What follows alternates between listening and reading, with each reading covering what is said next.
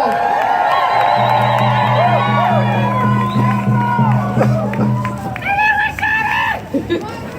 Tony. Let's say water is life. Water is life. I'm just doing it all wrong. So our next speaker, she is just recently returning from Standing Rock. She did media for the Red Warrior Camp, and today she comes to us to give us an update. If you all would, please put your hands together for Rose Stiffarm.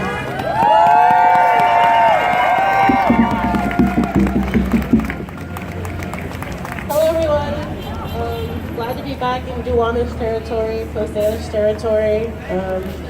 I have a cold right now, so please bear with me. But I've been at camp for the past 3 months, and it was quite an intense couple months, but it was also a great experience at the same time. I don't know, it's kind of a mixed bag having gone there, because at the same time as you're meeting all these really awesome, amazing, incredible people who are quite literally putting their lives on the line for sacred water and sacred land and for Mother Earth, you're also being, attacked and tear gassed by Wharton County Police, so because due to their excessive force over us being prayerful, which I don't really understand that, how we're viewed as terrorists when they're the ones who are defending people who want to poison the water.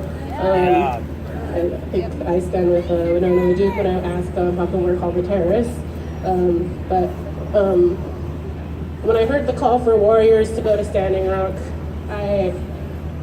I had to respond to it, because I remember listening to my aunt, and she was telling me that when you stay up at night because you can't sleep and you want to do something but you're not quite sure what it is, and all the world's problems are just eating at you, and you feel angry and resentful about all the things that are happening, and maybe even you've gotten to a point where you're really depressed, but you feel something there. And for me, like, she was telling me that her daughter was listening to the tap and it was dripping, and her daughter, it didn't used to bother her, but because of recent events, she was keeping her up at night, and her mom was telling her, that's your warrior sense is kicking in.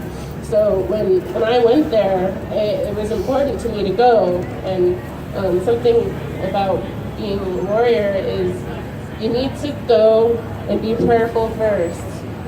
Prayer is always the intention. Prayer is always important, but sometimes actions need to back up these prayers. Sometimes actions need to back up these prayers. You know what we did today? You know what I just witnessed a bunch of people do? They took action on Wells Fargo by divesting their accounts. That is action. Thank you. But you know what else I saw today? I saw Dave Archambault say that he wants to close Sacred Stone, but that's on LaDonna's property. So I stand with LaDonna, and I proudly say that. I'm not there right now, but I definitely stand with LaDonna because she needs support right now.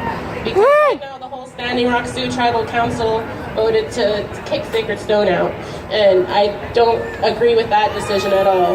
Part of the reasoning is because where Oceti is camped is because it's on a floodplain, but Sacred Stone is not. So please think of LaDonna. But also, I was doing some media work while I was there because I spent my past few years in film school, and my forte is as a cinematographer, and I was doing some media with Red Warrior, and and also the West Coast Women Warrior Media Co-op, so maybe you've seen some of the videos, but the group was put there because we needed an Indigenous voice there, but we also needed the presence, and one of the things that was really important about Red Warrior was that they took direct action, and that's very important. But the other thing that Red Warrior strongly believes in is a diverse course of tactics. And so having rallies is one thing. People walking down is another level. People going online and Facebook and sharing and supporting these causes is another thing. There's definitely a strength to a diversity of tactics. Not all of us can get arrested. Some of us can send money. And on that note, I think it's very important to support individual camps right now as opposed to the larger ones right now, because what just happened is the Standing Rock Sioux Tribal Council voted to take the $3.2 million that they had raised for camp to go bail the casino out of debt. And that's a whole sticky issue right there. But right now, what that means is that there's a bunch of people there who are protecting the water and sacred land, and they're not getting the support that they need in sub-freezing temperatures and sub-zero temperatures. And I think that's unacceptable. Those people were called there.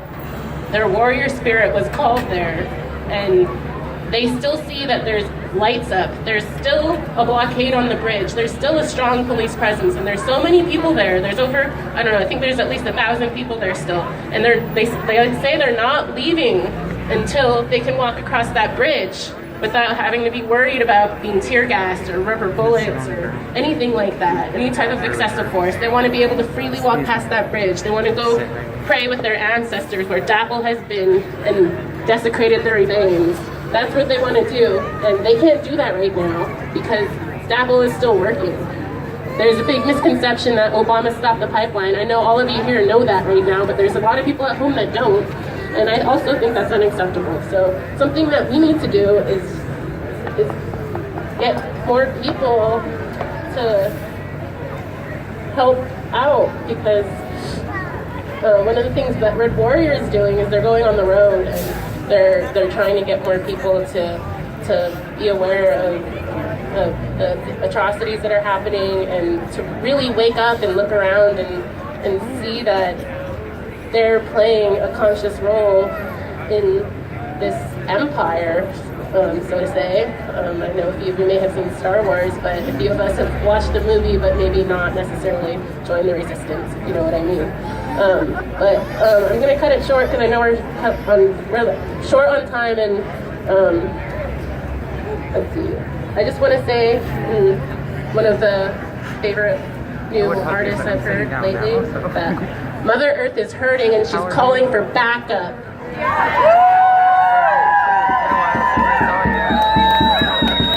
Thank you, Rose.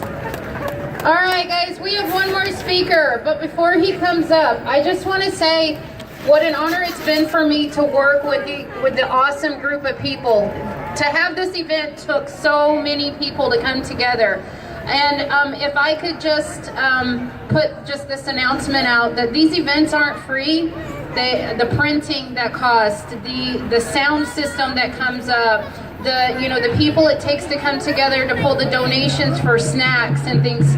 So we do have people going around with little buckets, and they are asking for donations. And again, that's just to help pay for the things that we have to have for these events. So if you could pitch in a little bit, that would be awesome.